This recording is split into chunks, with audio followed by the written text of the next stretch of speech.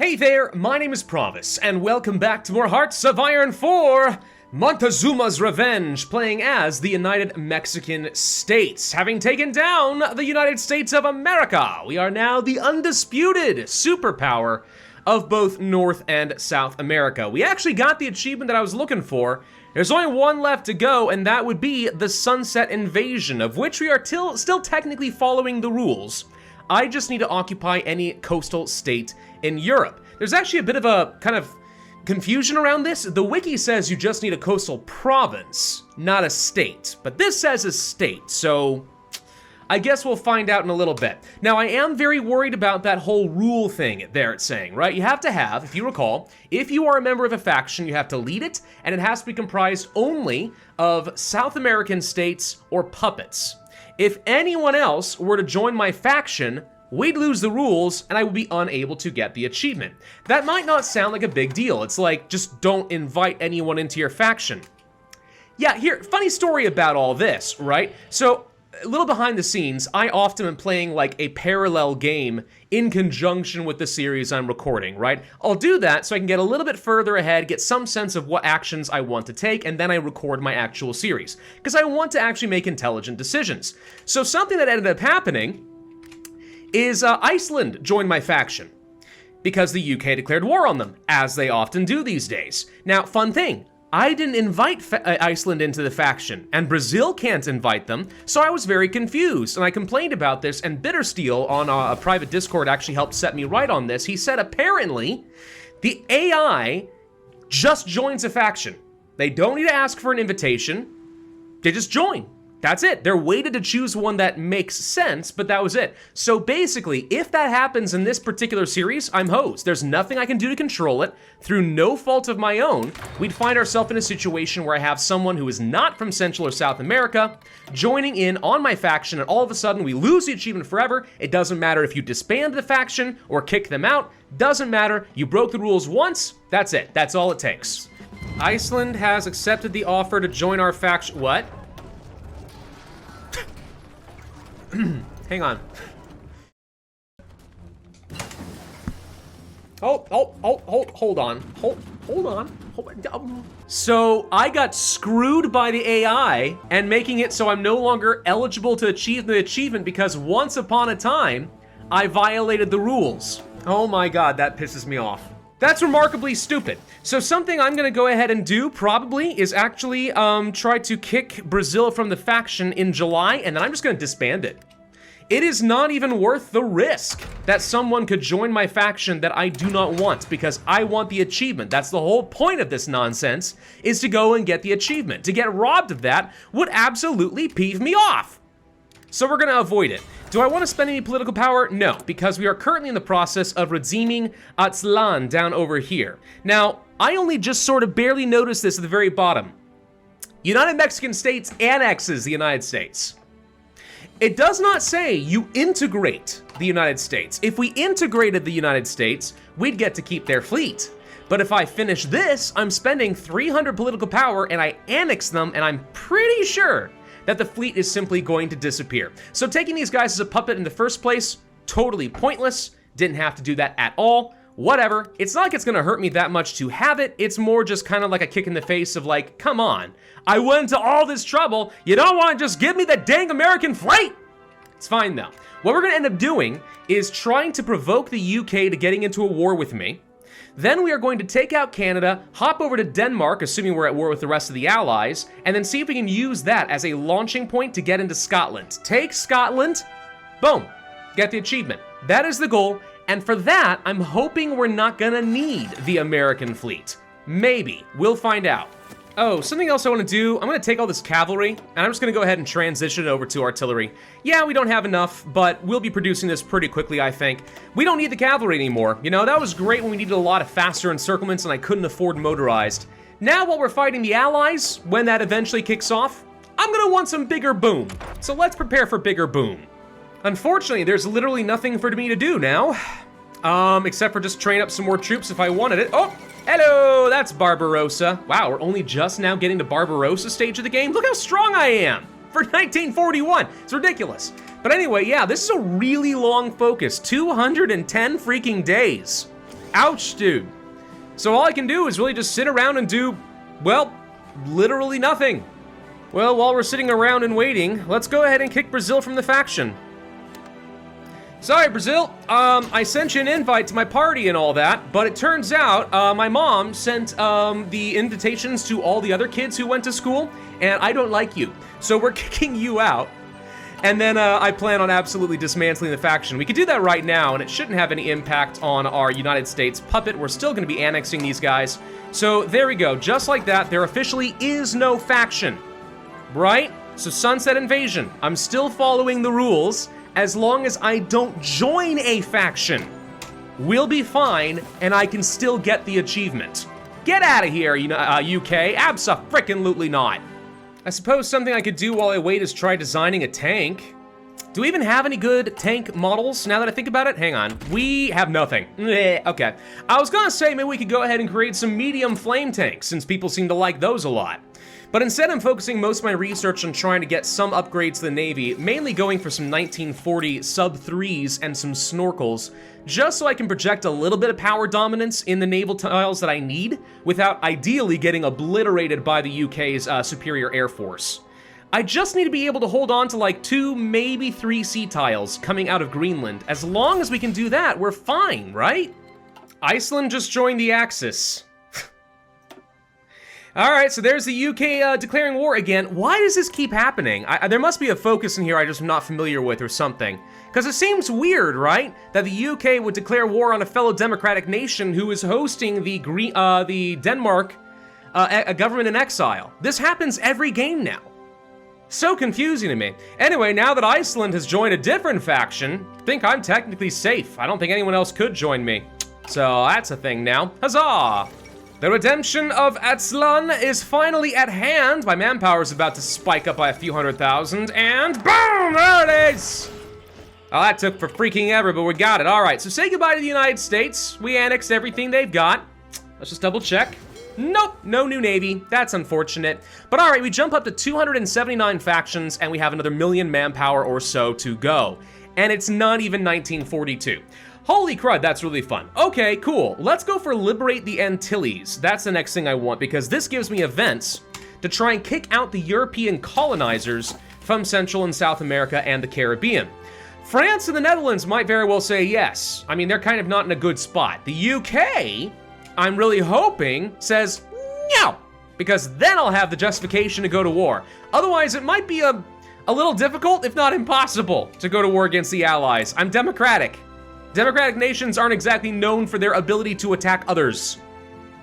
Unprovoked, anyway. Mostly.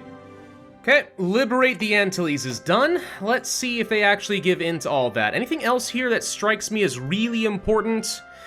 I'm going for some military budget upgrades, which could lead to a few fun things at least, including, oh wow, wish I had gotten that guy. Another 15% reduction in superior firepower, specifically as a theorist. Would have been another 5% for me. Anything else really important? Better fighters? Blah, blah, blah. Let's go ahead and start working toward getting an extra research slot. Never gonna feel bad about that. So France backs off, the Netherlands backs off, the UK refuses my demands in an arrogant response characteristic of imperialist oppressors. The United Kingdom refused our demands to release their greedy hold on the Caribbean. The proletariat must now face the contradiction of their government and see that they are working for tyrants. Proletariat? What am I, a commie? No, actually, kind of, sort of. I mean, I'm playing with the Bolivarian Alliance over here, which is part of the communist roots, so I'm sort of, kind of down that direction, but whatever. The point is, I now can declare my war against the UK, if that's something that I would like to do, which I kind of do. So let's see, we got unique name countries over here. Suriname exists, Republic of Cayenne exists, Antilles is over here, and then these guys are Guadalupe, I believe. Yeah, lots of fun things to do over there, but the point is, we now have our war goal to go ahead and attack the UK, and they've got no troops on the front line, which basically means this is just free real estate. So my question becomes, like, how could I possibly say no? Can I get one of you? Okay, there we go, perfect, got it. Let's go ahead and stop training all of these units, because they should be up to the standard, you know, training regimen that they're expected to be at. And then we pretty much want to go to war, like, right away. So I don't even think I'm gonna hold off. I think we just freaking go for it. Die, UK, die! Canada has been called in. Excellent. I was a little bit afraid that they might hold off and not bring them into the picture, but now we are good to go. I have a hard time believing that we are going to have any trouble whatsoever in Canada. I'm going to go ahead and set you guys... Actually, they're already going about where I want them to. We'll just let them do their thing for a little bit. This should be really, really easy, and we're landing all over the Caribbean over here, pretty much wherever we're able to. Not sure if little tiny guys like Guadalupe are going to join the Allies at some point. They very well might. I mostly just want to kick these guys out of here. And we're already moving into Belize. With that done, we should be able to now integrate it. There we go. Well, that was about as easy as it's gonna get.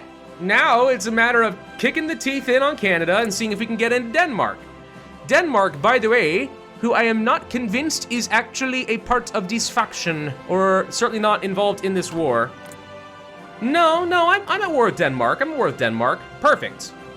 I just don't see my flag on here. It's supposed... Oh, there I am. Yeah, okay. We'll land in Greenland then. That's still the primary route. There goes Canada. Wow, that did not take very long at all, did it? Okay, well, with all of that nonsense out of the way, it's just a matter of getting the UK out over in Labrador and Newfoundland. That should be easy enough. Let's just double check something. Am I still good? Okay, I'm still good. The paranoia is strong here. I would hate to trip before the finish line. But okay, so far so good. I just gotta deal with the rest of the Brits, and we'll be set. Biggest issue that I can anticipate actually is just that supply will be awful through Canada. Canadian supply, man, it's not renowned for being outstanding. So we're gonna try to build up some of these supply hubs, see if that makes a whole lot of difference. Takes still a very long time to build these, unfortunately. Even though I do have, you know, plenty of factories to go around. Nah, supply hubs, man. Doesn't matter how advanced you are, setting up some sort of a supply depot with which you can send out those disgusting, you know, prepackaged MIFO kind of like, what are they called? You get the idea, the little ration things that people love to eat online because they're gross. Can't do it, can't do it. At least 6 months of setting that up. I think we go ahead and launch our naval invasion of Denmark. There are at least 1 or 2 divisions that are defending up over here, but it shouldn't be that bad. One problem I'm gonna have is my navy does not have very good range. You can see all the red areas here. It's not a very good navy, it's mostly a coastal fleet. My sub-3s are actually the ones that have the longest range by far, which is one of the reasons I'm trying to very aggressively start building these suckers out, or we're gonna have to research some upgrades for some destroyers and try to retrofit them, which I don't really relish the idea of having to do that, but if that's what it takes, that's what it takes. I am gonna pull back a bit on some of these cheap, nasty ships and start focusing a lot more on building up these subs. I'm telling you now, I think we're gonna need them. Anyway, landing all of our troops over here. Looks like it's gonna go without a hitch. We've already dislodged the one defender who was hanging out over here, and we'll take over the rest of this. Beautimus. Okay, so we could try building up some upgrades for the port. Is there even a port here? Yeah, there is. Could go for a couple upgrades here. I think we should, just because I'm pretty confident we're gonna need a lot of supply up in this direction, because this is the staging ground for launching the rest of my invasion. So I need to be able to host a whole load of troops here in Greenland. Okay, we have supply finally built up in this area, which means we can go ahead and start making our counterattacks. He's not gonna have a whole lot to work with. And once I get access to this port, that's pretty much it for the British. They're gonna have no way to really get into the US except for using Bermuda as their launching point, which just isn't gonna happen. So okay, let's give myself a second, build up some more supply in Greenland, get the infrastructure up, and then let's think about how we're gonna do this. I think we need to go through probably all 3 of these sea tiles. That's definitely gonna be a bit of a trick with this navy being as weak as it is. Actually, never mind, it just got really freaking easy. The UK landed in Iceland and took it down. That means I can naval invade Iceland and I'm even closer. Now my navy will be of use. This works. So let's go ahead and launch this little naval invasion using Greenland as my launching point. Can't imagine it's gonna be very hard. I don't think the UK will have sent more than just a couple troops up this direction, so I don't anticipate a lot of resistance. At which point, that naval range should be fine. Should be no problem at all. Don't even know why I'm bothering to research upgrades to these ships. Whatever. It's good to have anyway. Oh yeah, turns out there's absolutely nothing here. That was it! Iceland counts, ladies and gentlemen. A single province, we have landed.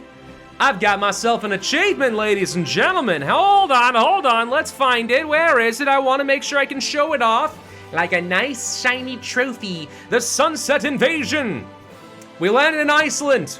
No one expected it. No one thought Mexico even knew where Iceland was, and yet here we are. All right, well, that was the other achievement I wanted, so we're kind of technically done. But for good measure, let's go ahead and take down the UK. All right, well, my navy is about as in position as we're gonna get, mostly for naval invasion support, not for actual naval superiority. We don't even need the ships to be there for very long. We just need to successfully land with all these troops. So let's go ahead and begin. Launch the naval invasion of Scotland. Once again, I have to say, no one saw it coming. No one expected the Mexican, what would you want to call them? Reverse conquistadores? I have no idea. But we're appearing over here in northern Scotland. Oh boy, the Scots are in for a surprise, that's for dang sure.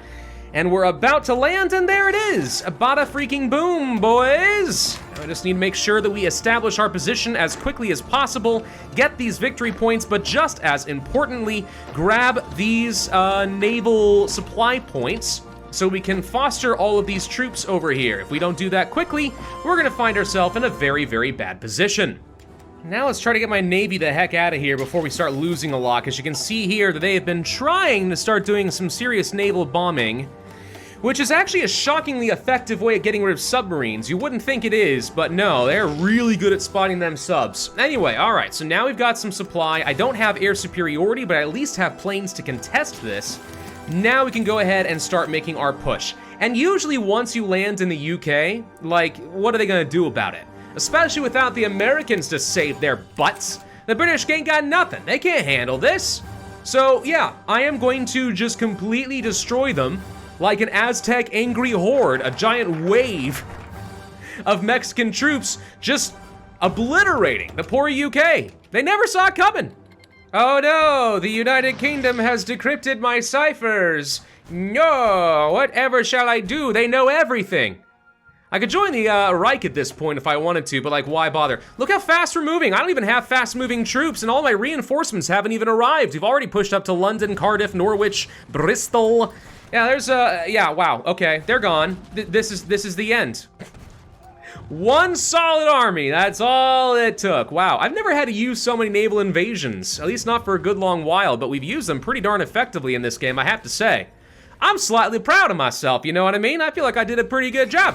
There goes the UK, and for some reason, Italy gets to occupy a bunch of territory.